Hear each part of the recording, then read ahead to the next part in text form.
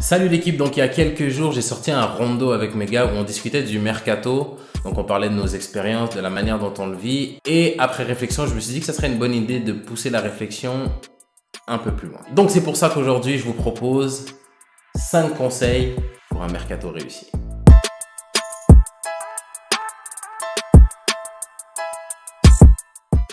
Donc avant de commencer, je pense que ça peut être une bonne idée de poser les grandes échéances qui ont une influence sur le mercato estival. Donc on commence avec la fin août où il y a la fin du mercato estival tout simplement. Fin décembre, début janvier, c'est là où certains clubs font leurs entretiens de mi-saison où on fait un bilan sportif de la moitié de la saison. Dans le mois de janvier, on a le mercato hivernal dont on parlera pas aujourd'hui. De fin avril à mi-mai, des fois même fin mai, on a les entretiens de fin de saison. Donc c'est là où les clubs rencontrent les joueurs pour leur dire quels sont les joueurs qu'ils veulent conserver, quels sont les joueurs qu'ils ne veulent pas conserver. À la fin mai, on a la fin des championnats et on a pour la plupart des clubs les propositions qui sont faites aux joueurs qu'on veut conserver. Ensuite, début juin, on a le début du mercato estival. À la fin juin, on a le début de la prépa pour les clubs professionnels et pour les clubs de niveau national. Début juillet, on a la reprise des clubs qui évoluent en National 2 et mi-juillet, on a la reprise pour les clubs de National 3. Bon, on a fini l'échauffement. Let's go.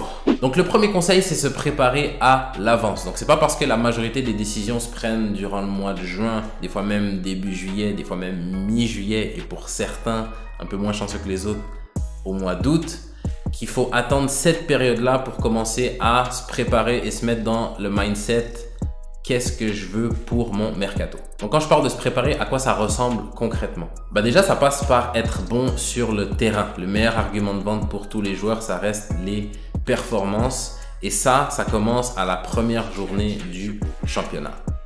Ensuite, la deuxième chose que les joueurs peuvent faire, c'est penser à faire un montage vidéo. Je conseillerais de commencer à le faire à la mi-saison, faire un montage vidéo sur la moitié de sa saison et de continuer à l'étoffer avec les matchs qu'on rajoute sur la deuxième moitié de saison. Je pense que ça peut être un bon moyen de commencer à faire circuler son nom et de voir s'il y a de l'intérêt à gauche, à droite. Et le troisième point, c'est faire les premiers pas vers son club. Donc comme j'ai dit, fin avril, début mai, des fois même mi-mai, les clubs vont vers les joueurs pour leur dire « je pense à te garder l'année prochaine ou pas ».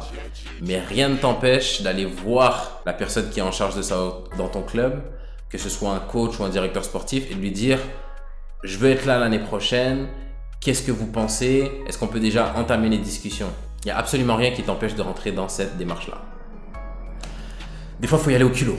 Le point numéro 2, développer et entretenir son réseau. Donc cette étape peut se faire pendant la saison et même pendant l'été. Maintenant, pourquoi je parle de réseau? Parce que maintenant, les coachs cherchent des mecs fiables, de confiance, qui s'intègrent dans un groupe. Donc, c'est une bêtise. Toi, John, t'es bien, je rassure, le coach te fait confiance. Qu'est-ce que tu penses de Max? Ah non, Max, super mec, patati. Bon, je te fais confiance, John, ninana. Vas-y, je vais me pencher sur le cas. Et peut-être que dans un dossier en balance entre Max et un mec où il n'a pas d'infos, en général, ça penche vers Max parce que toi, tu n'as pas d'idée, tu vois. Le jour d'aujourd'hui, c'est beaucoup comme ça. Donc, développer, entretenir son réseau, ça ressemble à quoi? Ça commence par sonder des joueurs. Je sais que c'est quelque chose qui n'est pas très populaire. Il y a un peu cette pudeur autour des contacts que certains joueurs ont. Il ne faut pas hésiter à le faire avec les joueurs avec qui on a une bonne relation, de prendre des infos. Eh gros, est-ce que dans ton club ça cherche à mon poste? Est-ce que tu as entendu que dans certains clubs ça pourrait chercher à mon poste? Est-ce que tu as entendu de personnes qui cherchent des personnes qui ressemblent aux personnes qui me ressemblent? Bref, t'as compris le délire. Ensuite, il faut également songer des agents. Donc avec les agents, il y a 2 cas de figure. Le premier, c'est avoir un agent avec qui on travaille, on est attachés ensemble. Son pied, c'est mon pied et c'est lui qui doit me trouver un club chaque été. Le deuxième cas de figure, c'est d'avoir une relation un peu polygame avec les agents. C'est de parler à plusieurs agents en même temps qui ont des réseaux différents pour avoir le plus de chances de trouver un club. Bon, je suis pas fan de la deuxième solution. Je préfère plutôt la première. Travailler avec une personne, que ça soit droit, carré, et qu'on avance ensemble. Donc personnellement, je pense qu'avec un agent, il faut avoir une vraie relation de confiance. Donc si on peut avoir la première option, let's go. Mais je vais pas vous mentir que c'est plutôt rare, à mon sens, à ce niveau-là, d'avoir quelqu'un sur qui on peut compter pour chaque été nous trouver une proposition cohérente. Donc personnellement, j'ai plus souvent opté pour la deuxième option. Donc maintenant, avec la deuxième option, il faut bien être vigilant parce que dans ce milieu-là, la réputation est super importante et ce qu'on veut absolument pas, c'est que notre nom ressorte dans un club de la bouche de deux agents différents. Donc ce que je fais personnellement, c'est à chaque fois que je parle à un agent, je fais la liste des clubs où il va parler de moi. Comme ça, quand je parle à un deuxième agent, je lui dis clairement, hey, j'ai parlé à quelqu'un d'autre, il va parler de moi dans ces clubs-là. Ne parle pas de moi dans ces clubs-là. Le troisième point, c'est comprendre sa situation et laisser son ego de côté.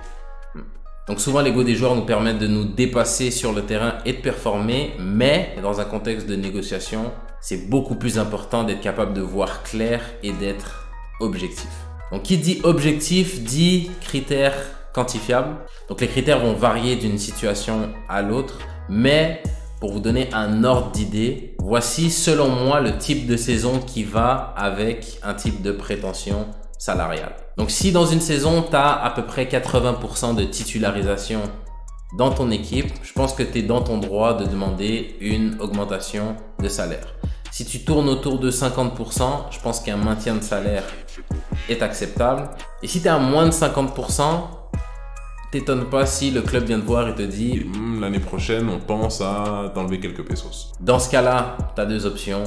Soit tu acceptes, soit tu vas voir ailleurs. Donc pourquoi je parle de laisser son ego de côté? Parce qu'il faut garder en tête que la priorité numéro 1 doit rester de jouer et de rester dans le circuit. Donc bien évidemment, ça peut arriver qu'on juge de mériter certaines prétentions salariales, un club d'un certain niveau et que ces opportunités-là ne soient pas offertes. Et c'est là où il faut se poser une question toute simple. Est-ce que j'ai autre chose? Et si la réponse est non, bah c'est là où il faut être capable de laisser son ego de côté et de prendre ce qu'on t'offre. Comme on dit, le terrain ne ment pas. Si tu veux avoir quelque chose, va le chercher avec des performances. Et je dis ça parce que c'est un sujet qu'on a beaucoup abordé avec mes invités et même dans mon expérience personnelle, j'ai croisé beaucoup de joueurs, pour pas tomber dans le stéréotype, mais souvent des joueurs qui sortaient de centres de formation qui se disaient « Ah, j'ai été dans tel club, j'ai pas signé professionnel, mais maintenant que j'ai pas été conservé en centre, je veux trouver un club de tel standing. » Les offres de ces clubs-là venaient pas et ces joueurs-là étaient pas capables de se dire « Bah, tu sais quoi, je vais accepter de signer dans un niveau peut-être inférieur, jouer, faire mes preuves et de remonter. » Il y a beaucoup de ces joueurs-là qui se sont dit « Si je peux pas avoir ce que je veux, bah, tu sais quoi, je suis un bonhomme, je joue pas. » Donc certains de ces gars-là ont arrêté leur carrière. Et d'autres ont juste dû signer dans ces équipes de niveau inférieur après une année passée sur le carreau. Oh merde! Oh, c'est con ça! Le quatrième point, un point très important pour moi, ne jamais s'engager dans un club sans avoir signé. Donc, il y a quelques années, je m'engage avec un club. Au moment de m'engager, la personne avec qui j'étais en relation me donne le salaire que je vais toucher et me dit que si jamais tu as envie, tu peux même te faire former. On a des formations accessibles facilement. Donc voilà, tu verras si tu en as envie ou pas. Il me dit tout ça verbalement. Jeune et bête que j'étais, j'ai dit ok. Bref, j'arrive, je fais 1-2 semaines d'entraînement. Et au bout de la deuxième semaine, je me pète l'ischio. Pendant ces 2 semaines-là, à chaque fois que je demande où est mon contrat, on me dit t'inquiète pas, il arrive, sois patient, on va pas te la mettre à l'envers, t'es un bon garçon, on est des bons gars, t'inquiète. Ok. Donc je me pète l'ischio. Et après que je me pète l'ischio, on m'apprend que mon contrat dépend d'une formation. Donc je suis passé de tu peux te faire former si tu veux à pas de formation. Pas de contrat, pas de contrat, pas de foot, rien. En plus de ça, la formation, c'était une formation d'animation sportive. Pour rentrer dans cette formation-là, il faut faire des tests physiques. Je viens de me déchirer l'ischio et je dois faire des tests physiques. Voilà, toi, t'es foutu. T'es complètement foutu comme ça. Bref, j'étais dos au mur. J'ai fait les tests. J'ai aggravé ma blessure. Au lieu d'être blessé pour 1 mois et demi, j'en ai eu pour 4 mois et ça m'a défoncé ma saison. Tout ça parce que je me suis engagé sans avoir signé quoi que ce soit. Comme on dit, La parole s'envole, mais l'écriture reste. Donc, fais pas la même erreur que moi. Avant de se dire, c'est bon, j'ai trouvé mon club, je vais aller là-bas, de faire ton post Insta, d'en parler à ta famille, tout ça. Il faut qu'il y ait quelque chose d'écrit et de signé. Et si jamais le club tarde trop, il dorme concernant ta promesse d'embauche, ton contrat, etc., mets-leur la pression parce qu'on te traite comme tu te laisses traiter. 5e point pour un mercato réussi, toujours quitter ses clubs en bons termes. Pourquoi je vous dis ça? Parce que dans le foot, le monde est petit. Et comme j'ai dit tout à l'heure, votre force, c'est votre réputation, c'est votre réseau. Par exemple, cet été, j'ai trouvé un club grâce à un ancien coach que j'avais qui m'a donné le numéro d'une personne que j'ai appelé et au final, aujourd'hui, je suis passé d'une situation où j'avais pas de club à une situation où j'ai trouvé un projet sportif intéressant. Le coach qui m'a donné ces numéros-là, c'est pas quelqu'un avec qui on était d'accord sur tout, mais malgré nos différends, on a réussi à entretenir une bonne relation. Donc, vous savez jamais qui va être décideur dans un de vos futurs clubs, qui va décider de vous faire venir ou pas. Et surtout, vous savez pas qui on va appeler pour prendre des informations sur vous. Donc, tranquille. Bien sûr, je dis pas d'être faux. C'est jamais quelque chose que j'encouragerais, mais on revient encore à l'ego. Être un adulte, être un bonhomme, c'est être capable de se dire, je suis pas d'accord avec toi. Peut-être même que je t'aime pas. Peut-être que je peux pas te sentir. Mais tu sais quoi? On va bosser ensemble. Et on va bien le faire. Donc, voilà 5 conseils qui, je pense, pourraient vous aider pour votre mercato estival. Si la vidéo vous a plu, likez, abonnez-vous, activez les notifications. C'est la première fois que je fais une vidéo de ce type-là. Si jamais c'est du contenu qui peut vous intéresser, dites-le moi en commentaire. Aujourd'hui, je suis quand même resté sur des conseils larges. Si vous aimeriez des conseils un peu plus pointilleux, dites-le en commentaire. Si jamais il y a des thématiques que vous aimeriez que je commente ou que j'aborde avec vous, dites-le en commentaire. Et si jamais il y a des conseils que j'ai donnés aujourd'hui avec lesquels vous n'êtes pas d'accord, dites-le en commentaire.